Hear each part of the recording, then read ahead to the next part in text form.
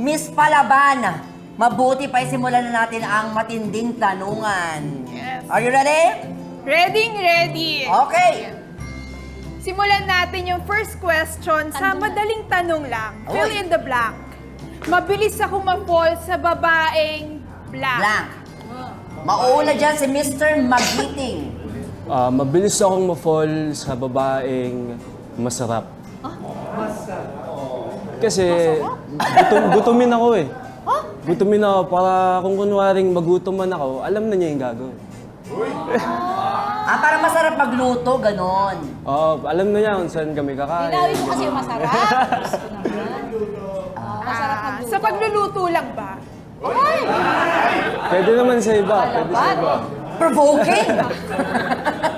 Palaban! Talaga yan siya! Oh. Sino susunod dyan? Mr. Magiling.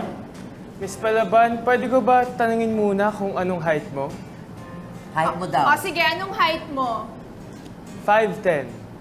Eh, ano ngayon? Palaban nga, palaban! Palaban! Joke lang! Pasagaw! Nice ako, nice. Hindi, Very kaya nice. patunayan nila na palaban talaga siya. Oh. Huwag ka kasi tanong ng kung ano-ano wala namang kinalaman. Wait lang. Ano bang connect nung tanong mo sa height niya? Kasi mabilis ako ma-fall kapag maliit kasi. Para pag lumapit sa akin, mahalikan ko kagad sa noo. Charot. So yun. Mabilis kang ma-fall sa babaeng Maliit. maliit. Yes. Eh, paano malaki siya? Eh di mabilis din ako ma-fall sa malaki. Ay, sumasagot ka, ha? Mab-a-adjust. Sino susunod, Miss Kai? Tanungin naman natin si Mr. Matatag. Yan ang sinasabi ko sa'yo. Miss Palaban, mabilis ako mapol sa babaeng makakalimutin. Makakalimutin? Para mabilis mo makalimutan yung mga kasalanan ko. Hindi, joke lang. Ano daw? Ay, makasalanan ka. Actually, ang narinig ko makakalimutin, pusain. Yung makakalimutin. Hindi, joke lang. Para araw-araw kong paalala kung gaano kita kamahal. Siya magpapaalala sa'yo. Naku. Noted. Sabi ni Miss Palaban, noted. O, di ba? Okay, question number 2. Alam niyo, boys, palaban naman talaga ako pagdating sa maraming bagay eh. Pero meron akong soft spot para sa mga lalaking maangas on the outside, pero gentle on the inside. Kwentuhan niyo naman kami ng isang experience na tungkol sa pag-ibig na nagpaluha sa inyo. Ayun. At ang unang magkukwento sa atin ay si Mr. Magiting. Yes. Mr. Magiling. Nung una akong na-in-love, LDR kami nun. And sobrang nadurog yung puso ko at sobrang nag-iyak-iyak talaga ako. Nung iniwan na niya ako dito sa Pilipinas and siya, nag-base na siya sa Amerika. So, ganun ako magmahal. Ready ako mag-risk kahit saan man punta. Ay. Iba ang LDR, no? Ang hirap ng Sobrang LDR, hirap. no? Bye, no? Yes, Sobra. true. Nag-break nga kami, di ba? So, nag-break kayo nun? Nag-break na kayo nun? Ilang taon yung LDR? 3 years. Ilan? Years silang nag-LDR? 3 years. Ganon din 3 years. Ginailangan. Ang next naman nating tanongin, ano naman masasabi mo, Mr. Magiliw, Bayang Magiliw? Ako naman ang share ko nung relationship ko nung college ako. Oo. Siguro na-experience ko noon na ayaw ako ng family nung Ay, girlfriend ko. Actually, yung dad niya, ayaw sa akin. Oh, ay. Pero nung pagdating nun, pinove ko talaga sa family niya na seryoso ako.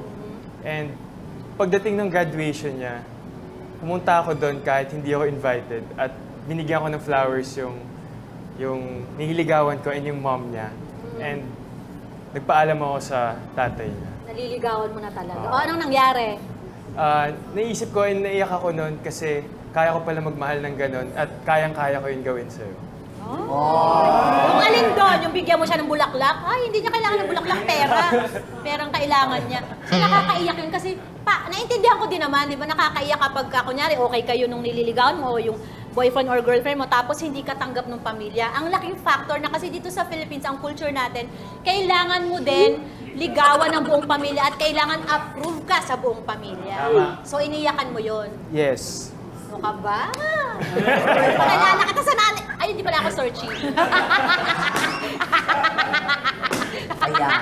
Okay. Ayan, si Miss Palaban ba, ikaw ba, yung mga pinapakilala mo o may naging boyfriend ka na, ano ba, agree ba yung parents mo sa kanya o may ibang pumigil sa relasyon mo, nagkaroon ka man? Hindi naman talaga may iwasan yung may magko-comment talaga na sana hindi siya, sana hindi ganyan. Sino doon? Si mama, si papa? Ay, si mama, oh. Si mama. At tumingin ng masama si mama. At tumingin na masama si mama. Wala bang pag-alok si mama ng 10 milyon, layuan mo ang anak ko. Ganon, ma, di ba, ma? Pero I'm sure na appreciate mo naman yung concern nila sa ganun, no? Oo naman po. No? Tama naman, pag tagal-tagal na papatunayan ko na so far, tama naman yung mga Oh. Tama, yes. Mother knows best. Tama. Hello, Tama, di ba? mami. Oh. Let's hear it from Mr. Matatag. Kung gaano siya katatag, Ayan, short story lang, no? then long. Sobrang family-oriented kasi ako. So, kahit sa ex ko yun, sobrang napalapit ako sa family niya. Tapos nalaman namin eventually na may cancer pala yung nanay niya. So, yun yung nakapagpadurog talaga ng puso ko na kailangan kong araw-araw siyang bantayan, alagaan. Kasi alam ko yung feeling na may iniisip palagi. So, yun. So, naging part ka nung process ng pagpapagaling ng mami or dun sa time na may cancer. Ganun talaga no, pag nai-inlove ka, yun nga, magiging part ka ng family, lahat i-a-adjust mo, di ba? Kung di ka kumakain ng isda, kakain ka ng isda. Kung dati hindi ka nagbabasketball, mag-aaral ka ng basketball kasi mahal mo, di ba? Gagawin mo lahat, di ba? Bakit nagpapagirl ka talaga? Saka nag-automatic yung kamay ko. Okay. Gumagano talaga. May magnet ba yung tuhod Hindi ko niya? alam kung bakit. Ang layo kasi nung ano eh. Yun Kahit, na nga. alam mo, kahit di namin nakikita, nai-imagine kita.